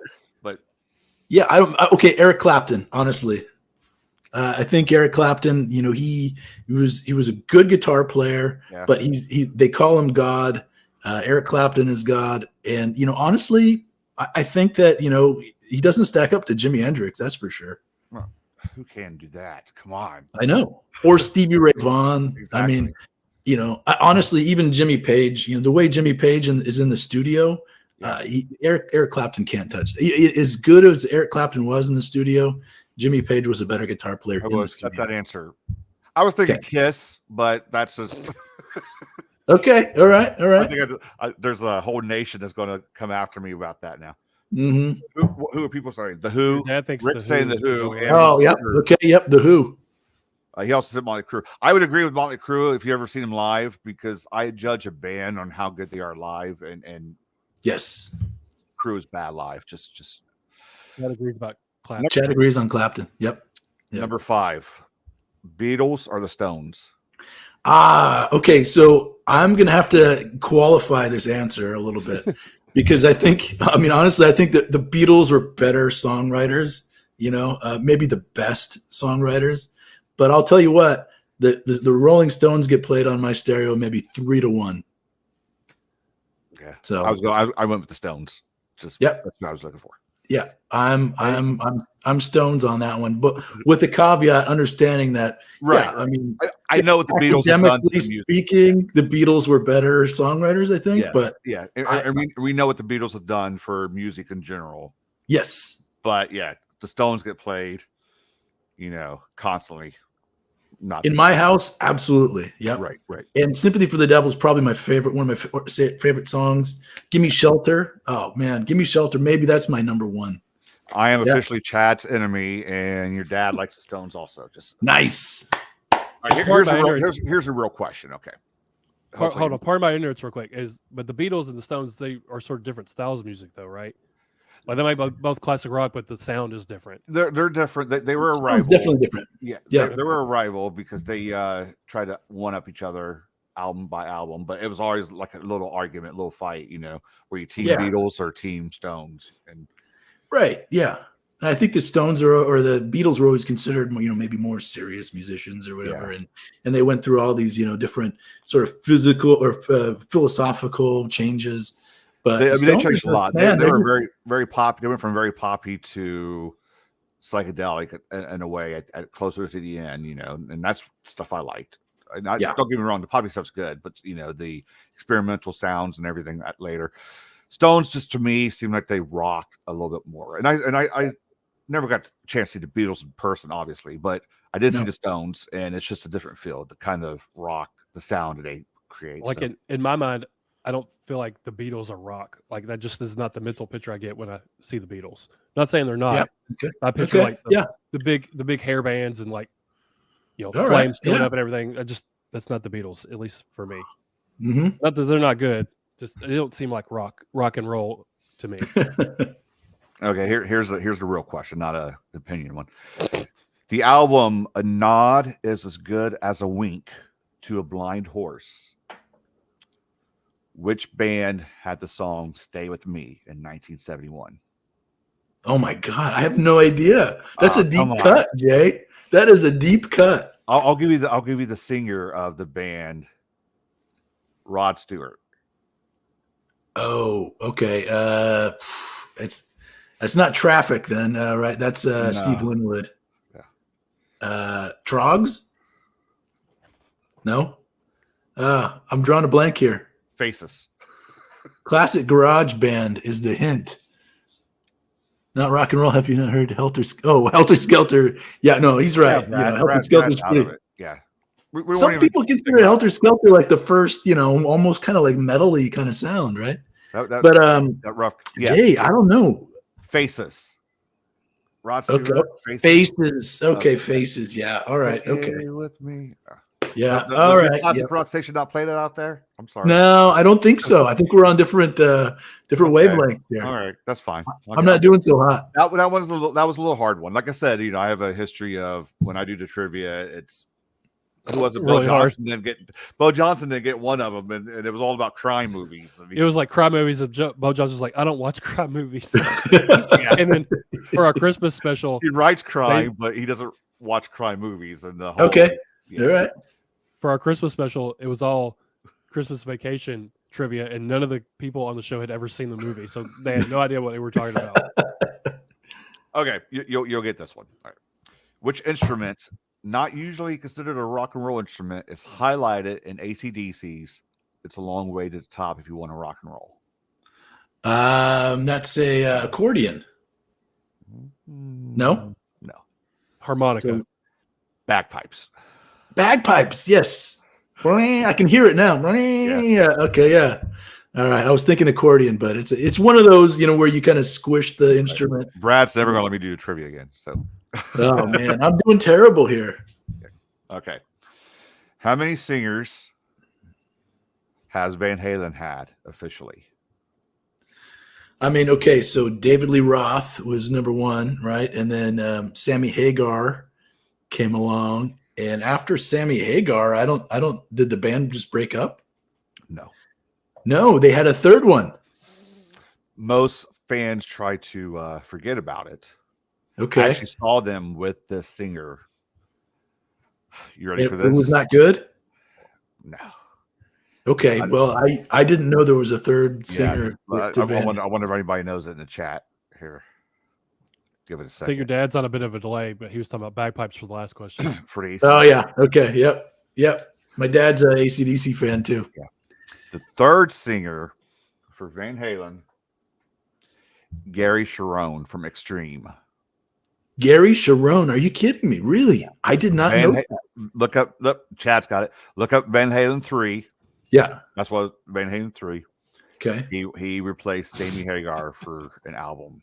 Yeah. All right. Okay. Interesting. Yeah, that was a dark day in Van Halen fan. Gary Cherone, Chad. Chad's talking about when we did Shining Trivia. It was awful. He would have crushed this one. What do we ask? Did we ask Chad Shining stuff? Yeah, because he's a big Shining fan. The movie. He likes the movie more than the book. Yeah. All right. Couple more left. Okay. So we were talking about Eric Clapton earlier. Your biggest overrated person. Yep. Can you name 3 of the bands Eric Clapton was part of? Okay, so we're gonna do. I think he started out in the Yardbirds. Okay. And he moved into what was the one with? I think it was Steve Winwood. I know he was in Cream, of course. There's 2. And let's go with Derek and the Dominoes. There's 3. You got 3. We also had Blind Faith. Blind Faith. That's what I was thinking. John Mayall's Blues Explosion. Okay. And Plastic Ono Band. Oh. Yeah. I was probably early, and Delaney and Bonnie and Friends. Okay. Yeah. Okay. So I think he's in the Hall of Fame 3 or 4 times or something like that. Yeah, no doubt. Okay. He's overrated though. That's right, Brad. I'm with you, Brad. Hey, that's fine. I was still thinking Kiss is big as overrated. Anyway, who was the last performing act at Woodstock? The original Woodstock. The original Woodstock, the last performing act. Oh man. 10 years after? No. What year was the last Woodstock? The last official 69. Woodstock? 69 was the official. Yeah. The real one. The real one. Not what was it? The other one, 94. Oh, that was have you seen that documentary about the 94? I watched some of it. Yeah. Oh my God. That's insane. That was a mess. Yeah. I think it's called Shit Show. Yeah. I mean, there were some good performances on it. I remember watching the performances of it, but was it Joan Baez? No, we mentioned him earlier. I think your dad has a disagreement with you. Oh, okay. Me and my dad are disagreeing about Clapton. Okay. Your dad's yeah. answering there. Yeah, I know. It was the there you go, Jimi Hendrix. Hendrix. We mentioned him earlier. Yeah, he was the last performing act at Woodstock. Jimi Hendrix was the last? Mm-hmm. No way. Okay, cool. Where he did the there were only like a handful of people that was still there when he performed. Oh man, and yeah, when he did the Star Spangled Banner. Exactly. You know, actually, a story when I would play in a band in high school, and we did, we were allowed to play on the quad one day, which was awesome. So I brought my band in during like some sort of break in between classes, and we started playing in the high school quad, and people started coming along, and it's devolved into like some serious like mosh pit stuff, right? So my band split because I was in like this kind of like this grungy, early 90s band, and we're playing, and people started getting rowdy, and the school administration came in and they started telling us, you have to stop playing. It's getting violent. It's getting too crazy. And of course, I think I was 15. I think my father was in the crowd at that time. He saw me doing this. So everybody stopped playing except for me because I was a big hothead and I was all mad that they asked me to stop. And so I got down on my knees and I start playing the Star Spangled Banner while everybody's yelling at me to stop playing. Yeah. Right. And I got into a lot of trouble actually. They, but looking back, it was worth it. Yeah. Finally they yanked my cord out of the amp and I ended up going to the principal's office on that one. It was worth it though. Yeah, for sure. But cool. Jimi Hendrix is he's the best of the best. Yeah. So those are the bonus question. Who's my favorite band? But that's just a bonus. Brad already gave it away several times. So David Bowie. I don't know. He got on his shirt. There. He's up there. Who's CW's favorite band? Pearl Jam is your favorite band, Jay. Right. Who's your band? Oh man, my favorite band. You're one you can't live without, kind of above everybody else kind of band. Do you have one or? Yeah, I'm gonna have to go with Black Sabbath, like the original Black Sabbath. I think, as popular as they are, I think they're still underrated. Like I listened to the way that Tony Iommi built these riffs, and it was so innovative at the time, and his tone and the way that I can pick out a Tony Iommi lead from across the city. It's just like amazing. And the way that everything came together, I think that's also what I loved about grunge, like when it came out in the early 90s, is that for the first time, it seemed like music was going back to like the late 60s, early 70s, kind of like harder sound and kind of reimagining it and skipping over all of the 80s influences. Right. But definitely Black Sabbath. I also had a chance to see the original Black Sabbath live in a reunion tour, and they were so good. Yeah, I did too. Well, 96, 97. Oh, yeah, around that time. I was at college, I think. So it was sometime between 96 and 2000. Yes, it was. For me, it was Ozfest was going around at that time. Yeah. Ozfest. So one, I went to like the first 3 or 4 Ozfest. I went to there was one here in Columbus that Ozzy didn't show. He didn't show up. Okay. And they didn't tell us until the very end. It had Marilyn Manson on it and had a bunch of other bands I didn't care about. But we knew something was up because at the end of it, they came out and started doing like a medley, like an Ozzy medley. And we were like, what's going on here? And it was like they were stalling for time before they told us, hey, Ozzy's sick. He's not here. He's not going to be here. Oh, yeah. Whatever. And then, of course, the fans trashed the place. But right. Side note. But yeah, one of those times was the reunion with the original members, and that was pretty cool. That was an experience just to see them because I didn't see them back in 60s, obviously. So yeah, oh yeah, and as much as I love Jimi Hendrix, Stevie Ray Vaughan, I think they're the best. Yeah. I think Tony Iommi for me, it's like this. It has this extra dimension to his music to the way that he plays the guitar. For me, it's just kind of he's got this X factor that it's really hard to describe.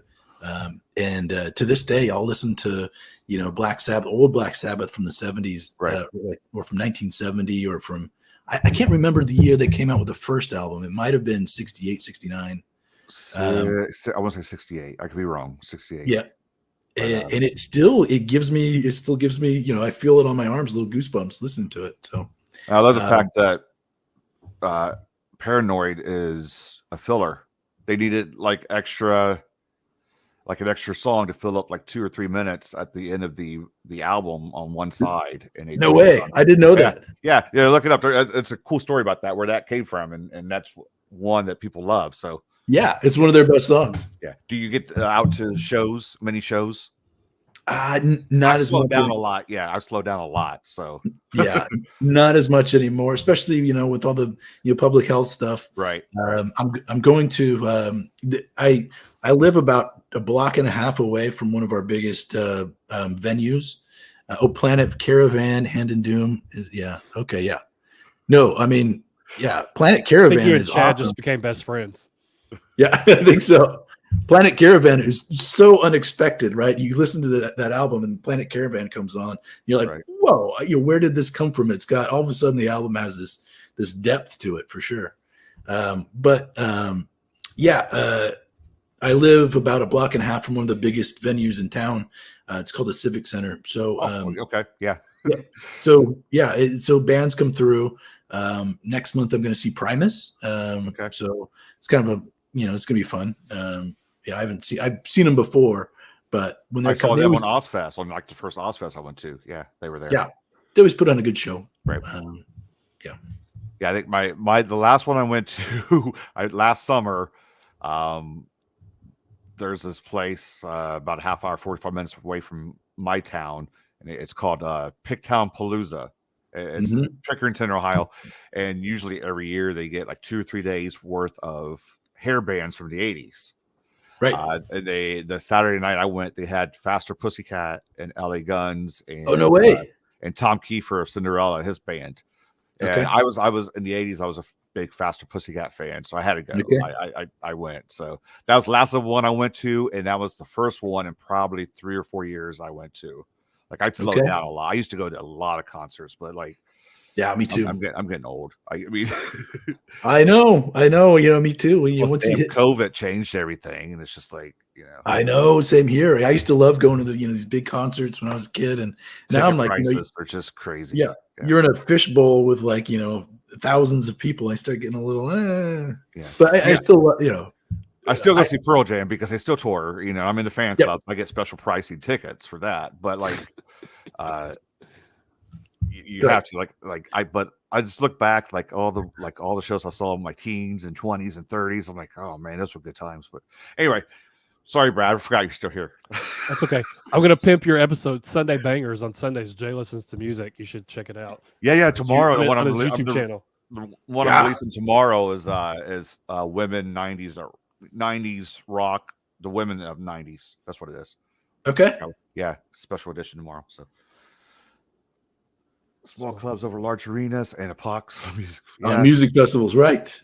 Yeah. Well, here in Columbus, we have like a small place, a medium-sized place, and like 2 or 3 huge places. Like Nationwide Arena and the Schottenstein Center are the 2 big places where you can see the big bands and all.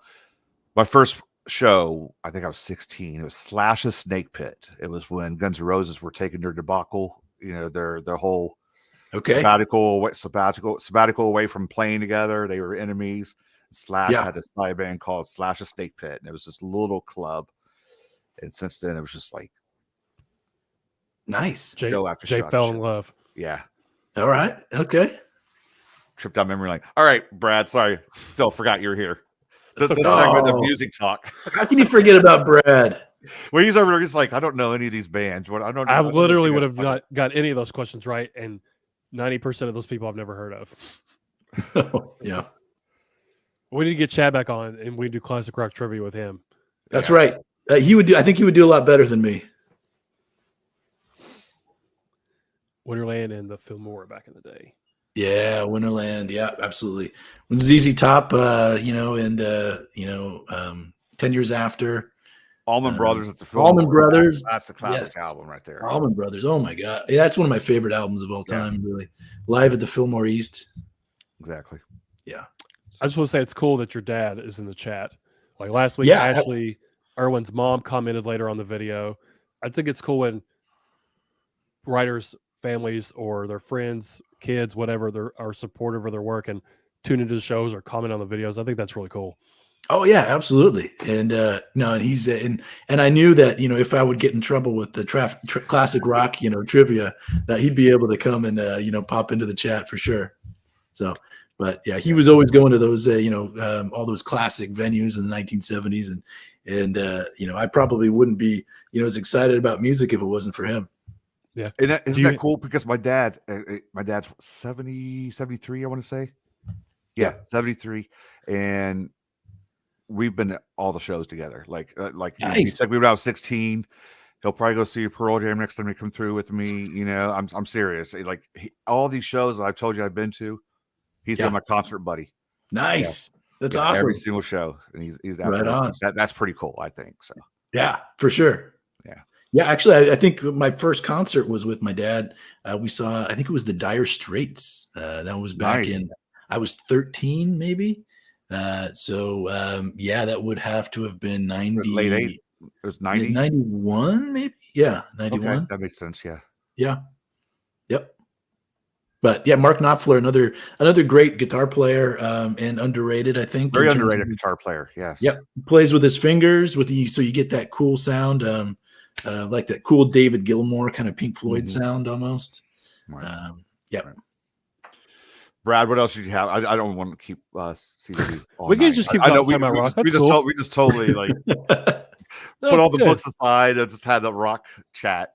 This is cool. I mean, I don't get this very often, but I like to see you happy, Jay.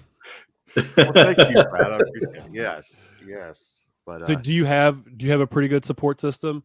Like as far as people, family and friends reading your work, telling you about it and stuff? Like, did your dad read your work, or you talk about your kids earlier? I don't know how old your kids are. They might be too young to read it, or they're a little young now. You're talking about Minecraft, so they're probably too young to read it. Yeah, exactly. Yeah, my oldest son is 14. You know, I think he could read this one. You know, and he's interested in it. That's so cool. Yeah, I think that's probably going to happen pretty soon.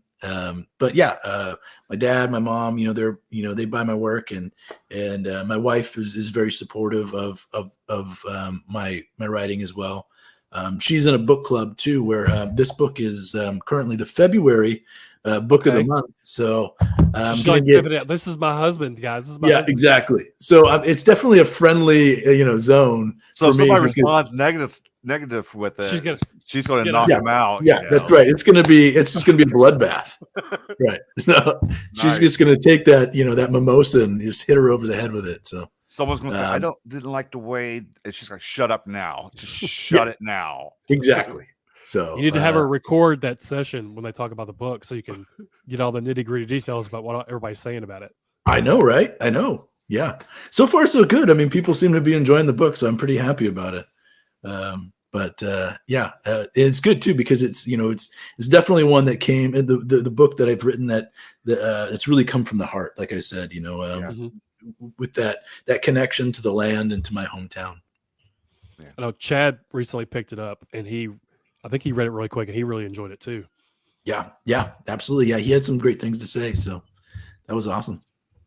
So with your novel that you wrote, can you say anything about it, or is it still too early to say anything about maybe what it's about or anything? I know you said it's crime.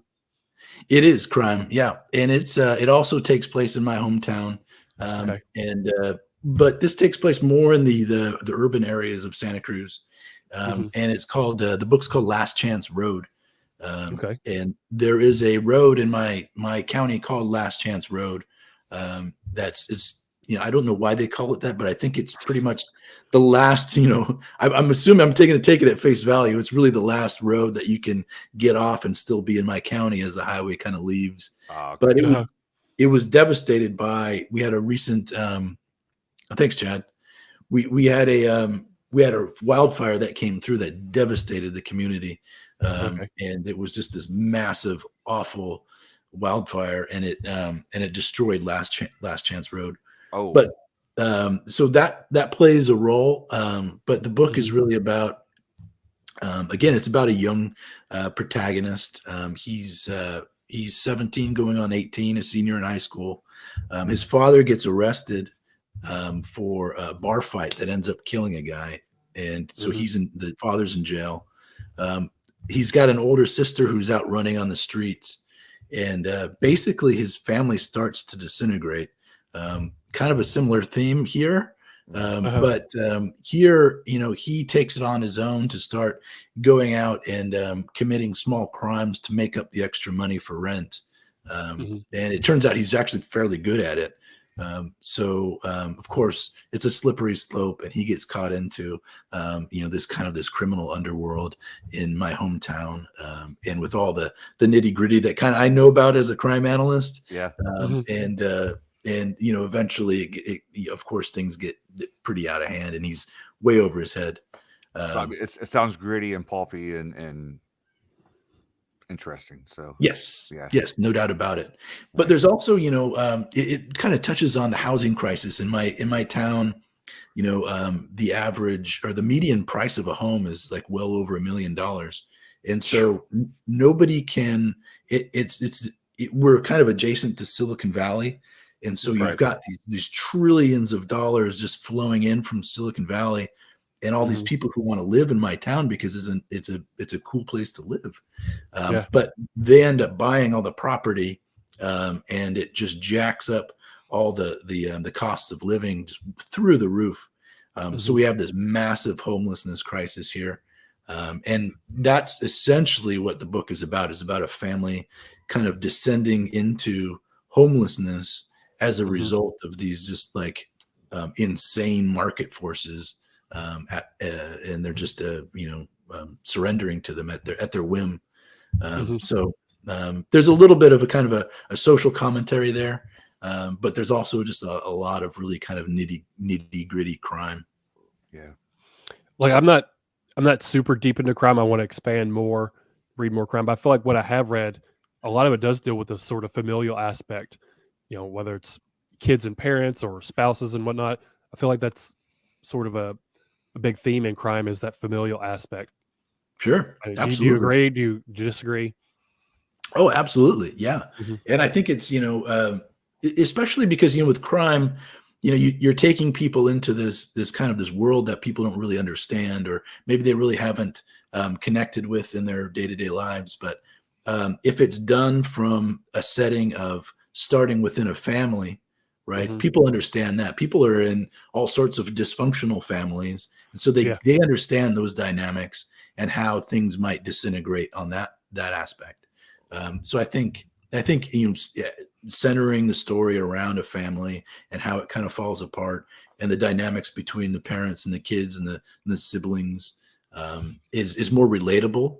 And then you kind of introduce the crime after that. It allows people to stay in that dream and to be more relatable.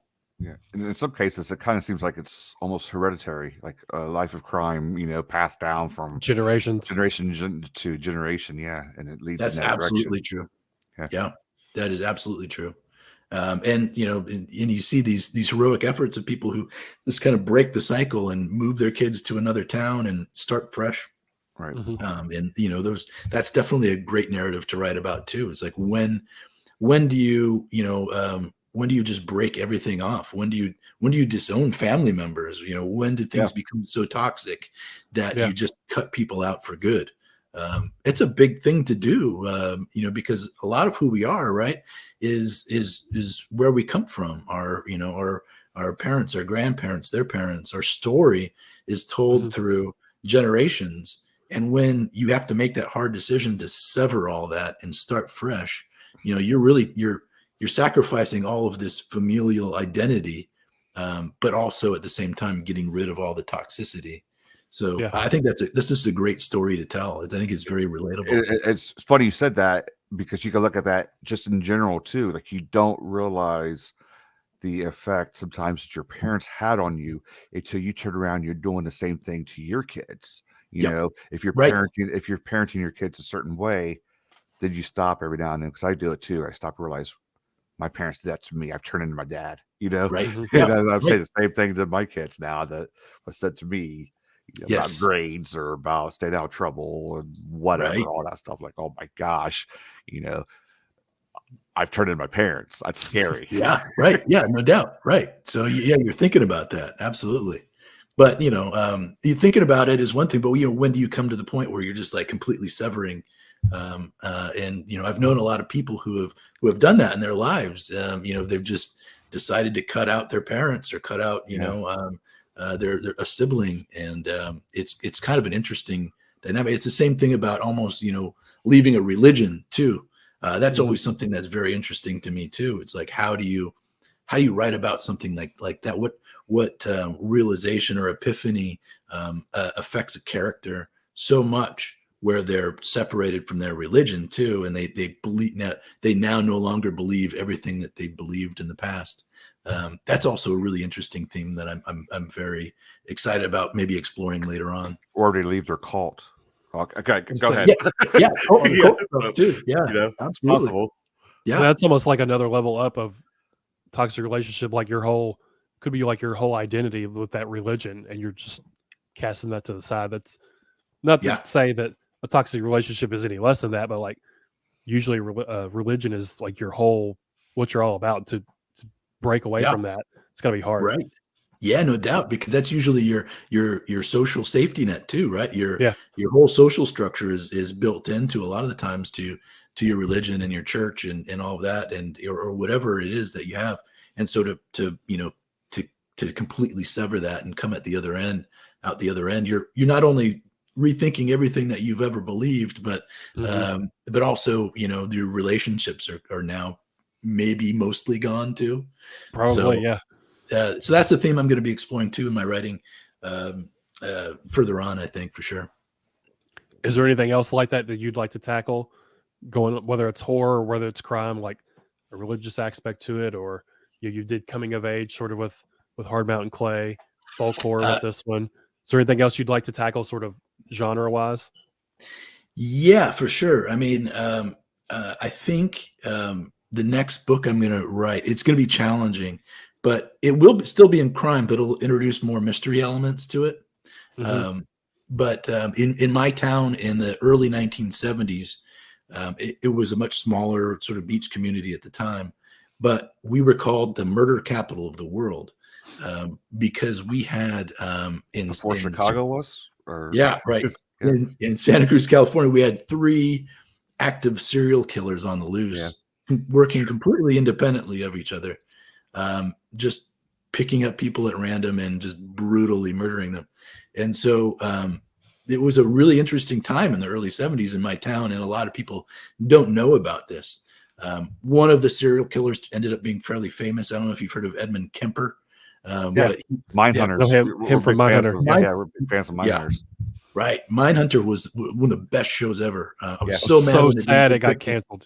We can go to another 30 minutes talking about. Oh my God, what a great show. Yeah. Oh my God. I did see a rumor the other day that they might be coming back for season 3. I keep hearing that too, Brad, but I don't know. Yeah, I don't know. 3 years we've been hearing rumors. Because they were setting up BTK. They never got to the BTK stuff. They just were sprinkling in those breadcrumbs. They kept teasing BTK throughout the whole thing. But Kemper was a Santa Cruz serial killer. So he was here in my hometown. He would pick up hitchhikers and then just brutally assault them and dismember them in all kinds of terrible things. But what was interesting is that he was targeting mostly college girls, but his mother worked at the college, and so eventually the authorities said, hey, don't go on any hitchhiking rides unless there's a college sticker on the car, right? So that's what the authorities were telling everybody. But Kemper's mom worked at the college, so he had a sticker on the car. So he would just go through and exploit that, and girls would be hitchhiking and checking out the car, making sure that it was okay, and they'd get in, and it was awful, the things that he would do. But but he was also very interesting because his IQ was over 150, right? So he was a genius level serial killer. It was very interesting personality. But so my next book is going to cover Serial killers in my area, the three that are kind of like operating at the same time, while there's this, you know, the main plot is kind of like is using that as the setting, right? So there's a lot of paranoia. Nobody knows who's going to be next, and the plot sort of unfolds around all of these just horrific crimes. Nice. So I'll just go ahead and I'll PayPal you my money for that I one. was gonna say, I'll go ahead and Take, pre-order that one now because I'm Cash App, Zelle, whatever. Or just go ahead. I don't.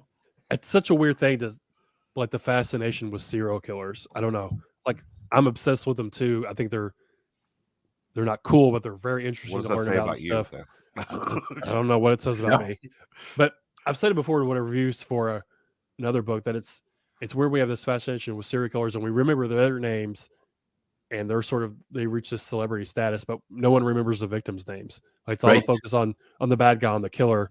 But I could not name one victim from like BTK or like any of these famous serial killers. It's Kemper just a was weird. one with it's a weird thing. He had was Kemper the one with had the fascination with the women's shoes, or is that? I think that was.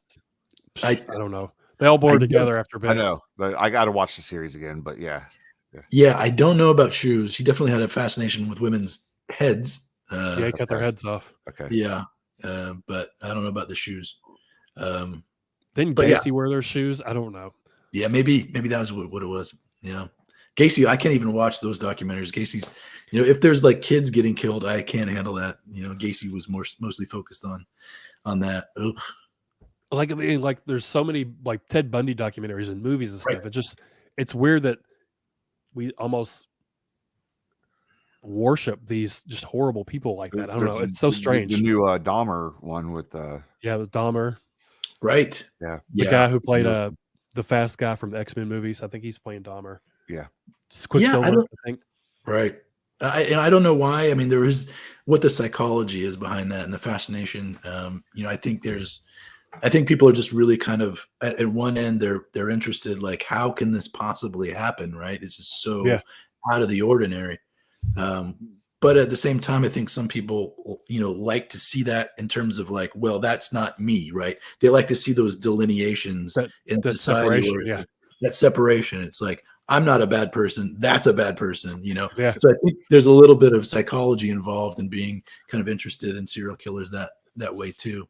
But yeah, for me, it's mostly historical because I'm from the town, and you know, I'm kind of like, you know, I want to be known as a writer that, you know, that writes about this town, and that's something that's kind of untapped, that nobody's really brought in all those different elements where you have Kemper, not only Kemper, but Frazier and Herbert. What was the third guy's name? I can't remember. But all these folks going at the same time. It's not Munson, is it? Is Munson his last name? Different. No, I can't remember. I'll get it to you. But yeah, California though. California had recently, was it the Golden State Killer? They solved that. Yeah, when Michelle McNamara helped with that. That's a great book, by the way. I can't remember what it's called. Finding the Golden State Killer or something like that. Yeah, it's a fantastic book. I didn't read the book. I saw the documentary, but it was a crazy case. Mm-hmm. And to see how they solved it was just really fascinating. Yeah, and and cathartic. She passed away before they found out who it was. That was right, Patton Oswalt's. Yeah, it's his wife. Yeah, right. Yeah, right. I think he kind of helped finish up the book a little bit. Yeah, but I can't remember what the book's called. But if you look it up, it's a fantastic read. It's super creepy too, because he would just break into people's houses and he'd just stare at them and do nothing for like when he first started out. Right. And then he escalated. Super creepy. He was a cop too, right? Yeah. He was a cop. So was he a cop? Yeah. Was he? Yeah. So he got, you know, early on, he was a cop, and he ended up getting fired for doing weird shit. But you know, they unrelated. But he got used to, you know, understanding how victims move and how they react, and that in studying burglaries and breaking and enterings, and that's how he really developed his trade. But it was interesting how McNamara got involved and got so involved and so obsessed that, you know, it ended up, you know, taking her life. It ended up, killing her. Really, she got I think so run down and on pain meds or some kind of medication that took her life as well. Yeah, I don't think I saw what was the official cause for her? Was it just did she have an aneurysm or something? Yeah. She ended up having trouble sleeping, and then she ended up starting to take a lot of different medications to help her sleep and to treat her anxiety, I believe.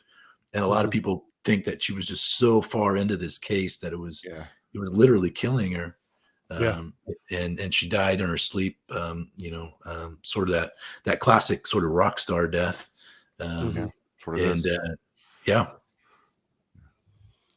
Your dad says Hitchcock lived in the area and some of his best films were based on local lore. Yeah, that's right. Yeah, absolutely. That's one thing I forgot.